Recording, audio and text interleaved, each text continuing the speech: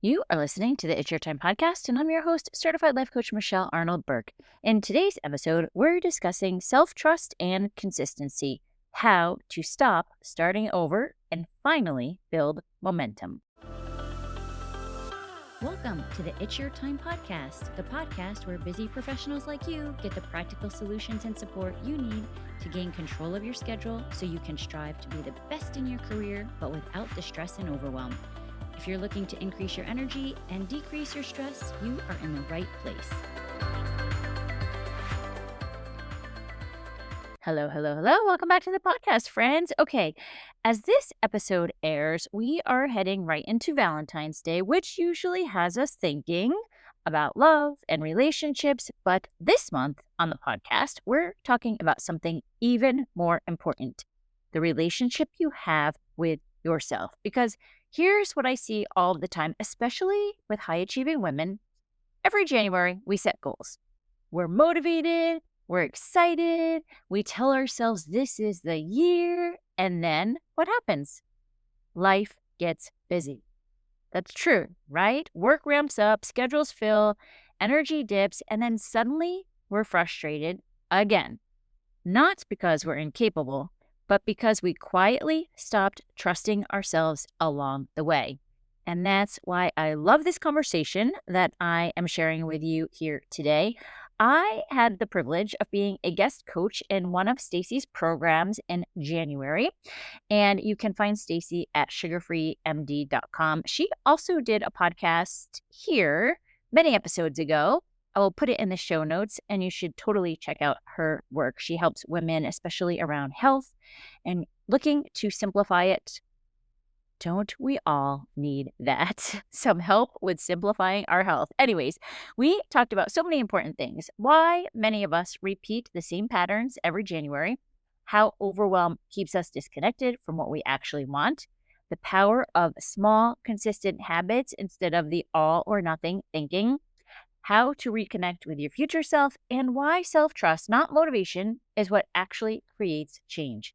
And honestly, this is such a perfect conversation to have right before Valentine's Day because self-love does not always have to look like spa days and bubble baths. Self-love looks like keeping promises to yourself, setting boundaries, saying no when something isn't aligned, and learning to trust your own voice again. So listen in. Notice where this conversation maybe hits a nerve for you, and I would love to hear any feedback you have. So without further ado, let's dive in. All right. So everyone, this is a bonus little chat with Michelle. Michelle, why don't you tell us a little bit about yourself and then we'll ask some questions and see how it goes. Excellent. Thank you so much for having me. This is going to be so much fun. So I'm Michelle Burke. I live in the Hudson Valley area of New York, which is about an hour and a half north of New York City with my husband and our rescue dog. And I work for a medical device company. I've been there for 20 years and I have a coaching practice and a podcast that actually my husband produces. It's called It's Your Time. So I love doing, this is my jam. I love talking all of this stuff. Yes. And Michelle and I met at a conference and just hit it off. And I knew that she would be a great person to help us a little bit. And so Michelle's now teaching this resetting to rise. And I think January and our kickstart is a great time to talk about it. So can you just tell me how that would look for someone who keeps repeating the same thing every January? Yeah, I think January, it seems like there's so much fun and excitement, and we hear things out in the socials like new year, new you. And I think for high achievers, especially, right, we're like, yes, let's do it. This is going to be the year. But we don't allow ourselves the moment to just take a breath and to decide, what does that even look like? And I feel like for so many women, we want to go, go, go. We have been socialized to have external validation. And sometimes we just need to take a pause and decide, like, what is it that I want this year? What is it that I don't want this year? And I know when my coach asked me, well, Michelle, what do you want? I was like, what kind of question is that? Like, I even get chills just saying it again because it was such a hard question. And I think that women need to just give themselves that opportunity to look at, like, what do I want? Yes. Absolutely. Because sometimes it can feel very overwhelming. You're like, what do I want? So sometimes I find it is easier to ask, what do I not want? Like, let's start there. So when someone feels really overwhelmed or scattered, what do you suggest? Yeah, I like to just take a moment and take a breath. Like literally, I'm addicted to breath work. I don't like this is something that I feel it has, and it does not have to be like a half hour that you're sitting there. Even just taking a moment with hand over the heart to breathe in for 4, just to hold for 4, and to release for 6, right? So that we can like let our shoulders go and just ask, like, what is even true right now? Because I think when we're overwhelmed, there's so many like things that we have in our head going on that we talk about, like, I have to do this and I don't want to forget about that. And like we go, go, go. And like, what is actually true right now that I need to do in order to take the next best step? And I think about when we talk about resetting to rise, I think there's so many different components to this. I think there are 4 pillars to really keep in mind when we talk about rise. I like to think of resilient mindset. And so that's really just becoming aware of what are we thinking? Like, and sometimes we cannot believe what we're thinking, right? Like we have to be the ones to tell ourselves, like, wait a second, get a grip. And then looking at inner energy, like what drains you. If you're not really sure, like what you do want or what you don't want, just pay attention to your body and think about like, what do I dread doing, right? There are things, I mean, I'm not saying, hey, I don't want to go to work today, so I can't go. Of course, we have to do some things, but really pay attention, like, what lights me up? What can I do more of around that? Thinking about success strategy. And I think it's so important that we define what that is, because success can be something different for me in a different time of my season of life, right? So it doesn't have to be this what everybody else thinks it should be. And I think it comes down to empowered self-trust, like trusting that it's okay for us to admit to those things that we maybe do or do not want. Absolutely. And, just talking about success in this challenge specifically, just picking one part of it and just like the movement, moving 5 minutes a day, being consistent. And consistent doesn't always mean 100%, right? So maybe that's success. If you can make it to the end of January and you've walked 5 minutes a day, more days than not, maybe that's success. But you're right. It doesn't have to be like, oh, I went from sitting on the couch to running a marathon January 30th, and that's the only way I can mark success. Yeah. So Because we set these goals, right, that are just so crazy. And then we don't even give ourselves credit for what we have accomplished. I even think back to like weight loss. If I want to lose 10 pounds and I lose 8, I focus on the 2 that I didn't lose. Like also training our brain to find what we are doing well. yeah, absolutely. So you talked about rebuilding trust, and that's a huge part of this challenge because I know, especially high achieving women, we have all these goals in January and we like write them all down, and maybe we haven't made them really, detailed or measurable, and then it all just kind of falls apart, right? And then so we just kind of at some point say, you know what, forget it. I'm done. So Yeah. it starts to rebuild that trust. Yeah. And I think you just touched on it. The idea of the consistency and of this 100%, like I have to do it all or it doesn't count. Because I think a lot of times there's that perfectionistic thinking of like, well, then if I can't do the marathon, then why bother? And it's so kind of crazy if we just take a minute and think like, oh, right, 5 minutes of movement is actually better than none at all. So like looking at minimum baseline, like what is it that I need to do each day or that I want to do. I don't want to say have to do because it's something that we're deciding. And so when we look at the self-trust component, I think it's also reminding ourselves what we did. Like I love the idea of almost thinking of a bookend so that at the start of the day, we can think like, what do I want to feel like today? What is that one intention?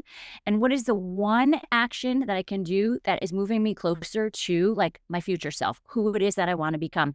But then at the end of the day, we have to remind ourselves what we did because I think so often we go to bed thinking, oh, I shouldn't have said that, or I shouldn't have done that, or I forgot to do this, instead of telling ourselves, no, I actually did do, like, I still have to do this too. Like we had, 4 days off for Thanksgiving, cleaning, doing all these things, purging, right? And at Sunday, I'm like, oh, I didn't get this other thing done. I'm like, stop it, Michelle. Write down all the things that you did do. Because it's like a relationship, right? Self-trust is a relationship with yourself. And so you need to give yourself grace and really start looking at that, the things that you accomplish, and not, here's the other thing I think we do so much of, moving the goalpost, right? So we set a goal, but then we get to it and then we're like, oh, all right, so now I want more, but we don't take the moment to celebrate and to really like acknowledge what it is that we did accomplish. So before, I'm not saying don't move the goalpost. I'm just saying give yourself a moment to like acknowledge it. Yeah, I love the idea of writing down what you did do during the day. I know sometimes I feel like that's the first 10 minutes of my coaching calls is I hear all this, oh, I didn't do this or I fell off the wagon here. And then I'm like, well, what did go right? And then by the end of the 10 minutes, the things that went right, it's actually so much more went right than what maybe went wrong, right? Which is you talk about whether wrong's a thing. But so much did go right. And so it is so important to look at like, I did that. Like, and I did that more days than not. I just love that idea. If I can just do it more days than not, then we can see like I can be consistent. And every time we can do that, it builds that trust back. Like I did what I said I was going to do. I did walk more times than not. Like, but if we don't stop to look at it, it's like it never happened. Yes, exactly. And it's so interesting too, because I think a lot of times when we're going after these goals or whatever it is that we're setting for ourselves, it's with the idea that we're going to feel a certain way once we accomplish it. So I think number one, we don't even allow ourselves the opportunity to feel that feeling once we accomplish it. But to your point, we can actually feel it before we get there. Like, why are we waiting until we get to there? Just a conversation with you. I'm sure you do this with your people all of the time. Is like, when we're not in it, it's so easy to see all of the goodness that is surrounding us. And so, really, that moment of intention in the morning to think about how do I want to feel really starts your reticular activating system on a path to like find what that is. And you get to feel that now. I just even think about how we go back to like, a song, a smell, something can bring you back in an instant to a memory. Might be aging myself, but I loved Ironic back in the day. Actually, I still do. I make my young teenage nieces listen to it on every road trip. But when I hear it, right, it brings me right back to the bar in my early 20s with those friends. Like, let's do that for our future self. Like, what is it that we think we're going to feel and start feeling that now? It's so much more fun. Absolutely, absolutely. And so I to just talk a little bit more about how you teach future self. Yeah, I love to just take a minute to think about who is she? And I think that's the grounding, right? Like you really need to. And here's the thing that I think happens a lot of times. And I know this still is me sometimes when my coach works with me. Like, I want to make sure I get it right. Like, who is she? Like, I got to make sure I know what that, like, get the right answer.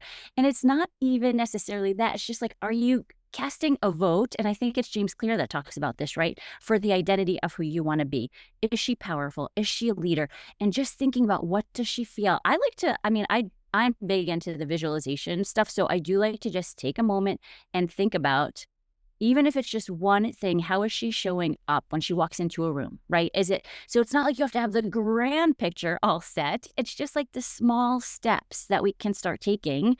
And is it Darren Hardy that talks about the compound effect, right? Once we start getting that and building the consistency and making the small steps, it's not that we all of a sudden feel motivated. It's that as we're doing this work, we start to gain the capabilities and then we build that self-trust in. It's not like, oh, I just feel so confident and amazing, right? It just rains down me. No, you have to like generate it. Yeah. Yeah. And so I actually I don't know where your talk's gonna be, but Dave Moreno and I had a chat too.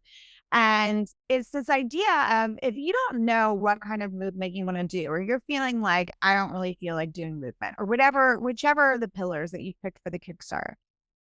If you had just lost 20 pounds, so future you who's lost 20 pounds. So if you woke up and you were in that spot, what would she do? Like, if you were like, I just lost 20 pounds, what would I do about movement? And sometimes that can make that decision a little bit easier. Just really, instead of sometimes visualization's hard, but I like that. Like, I've just lost 20 pounds. How would I act? How would I navigate that party? How would I navigate the alcohol situation? How would I navigate my movement when it's raining outside? Just asking, like, what would she do? And can I do that? Right? Sort of be that person already. Yeah, I love that because that is the goal, right? We think that we're going to feel that way when we get that goal, when we get to that goal. So to your point, okay, let's pretend you're there. And now what? And that's so it just makes it's such a nice, simple, clean way, I think, to look at it and to really figure out what that looks like.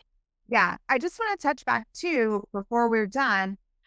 This idea of just really getting centered on kind of I call it like your North Star. Like what is my goal? What do I want? Like what feels aligned with me? Because I think once we can really establish that, it makes it easy with our decision making, right? When people start trying to overwhelm us and overcrowd our schedules, it becomes easier to say no if we know it's not aligned.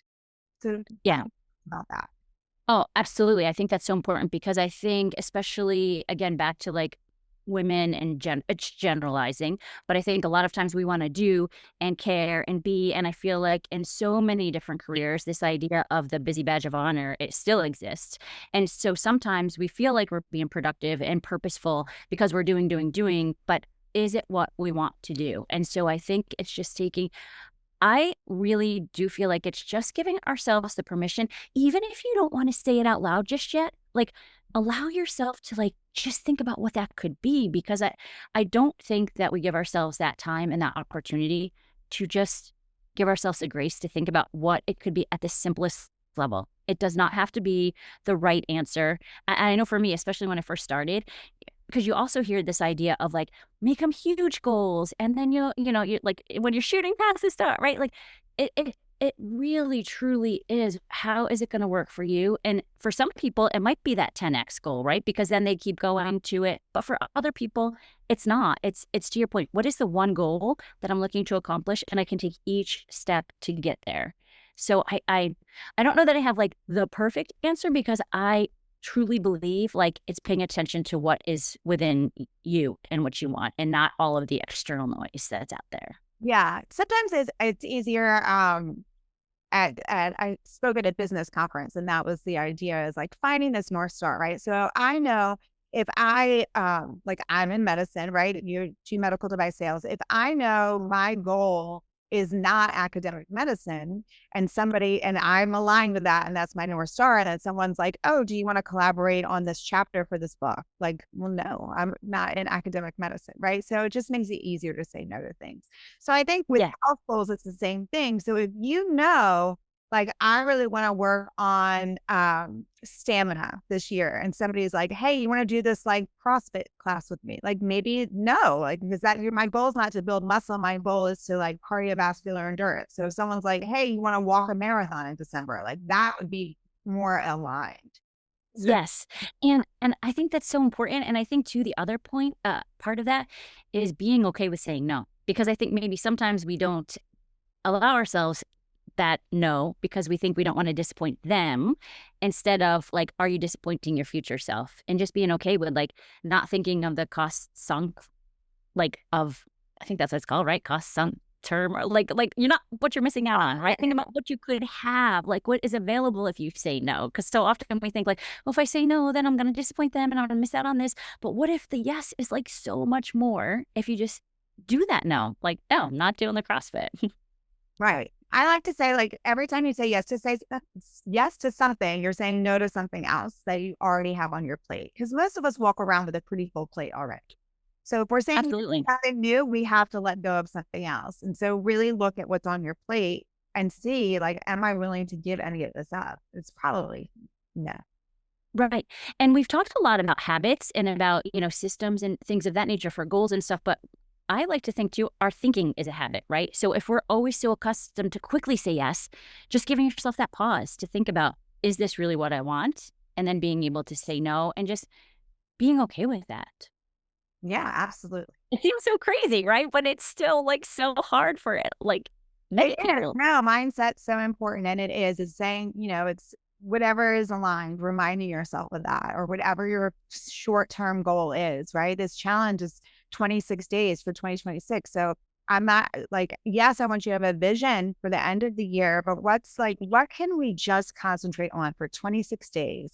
What feels good? What feels like a baseline habit, even when we're busy, busy, busy? And how can we use that and like rebuild that trust? Because every day we do that, we just build that trust in ourselves.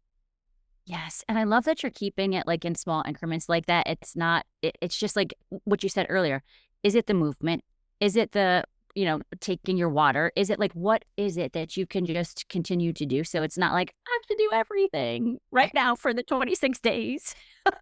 Like, All right, Michelle. And if somebody wanted to just feel more supported, what's one small thing that you would say? Like if they can only do one thing, would it be the breathing or something else? What would you suggest? Like, I I think the first thing that comes to my mind is that intentional setting of how I wanna feel during the day, because our brain loves to find evidence for what we believe to be true, and so if we can just put it on the proper path, like, I wanna feel certain today, I wanna feel joy today, it's so easy for us to just keep going back into the same old feelings, and we create the same old results, but when we can be intentional with, like, "I'm gonna look for the miracles today, I wanna feel joyful today," we will find so much more of that. Yes, perfect. Anything else you want everyone to know about I do want you to Oh. tell everyone how they can find you. So this has been so much fun. I love it. I love what you're doing because I think it is so important. I love the idea also of like when we as individuals can start doing that work on ourselves, like to think about the ripple effect that it brings into the world. So even when we're saying no, not to think like, oh, I shouldn't say that because it's selfish. It's not. Like there's so much more available to everyone around you when you do this work. So I love it. I love it. I love what you're doing. And if anyone's interested, yeah, we can they can head to michelleburkecoaching.com, BOURQUE /reset. And then I'll just have a coupon. I can give you sugar-free MD and it'll be a free 4 module little course that they can take that talks about everything we talked about here. Amazing. Thank you so much. All right. Thank you. That was so much fun. I am so grateful to have opportunities to go into different communities where we can have these conversations. And I'm so happy that you are here listening and joining in as well. And as we wrap up today and move into Valentine's weekend, I want to leave you with a few questions. Where am I still waiting for motivation instead of building self trust through small, consistent action? What would my future self do and the decisions that I'm facing right now? And where might saying no actually be the most loving decision I could make for myself? So take one, take two, take all three of them, and just give yourself a little time to consider what those answers are for you. And I would love to hear from you. Send me a message or reply to anything you see on the socials at Michelle Burke Coaching, LinkedIn. I always love when you reach out. And really think about this week. Where are you choosing to trust yourself more right now? Because self trust isn't built in big, dramatic moments. It's built in the small promises that you keep to yourself every single freaking day. And that, my friend, is real self love. Okay, that's what I have for you today. Let's meet back next week. But for now, reminder, lead yourself with intention because it's your time. Make it a great day. Take care.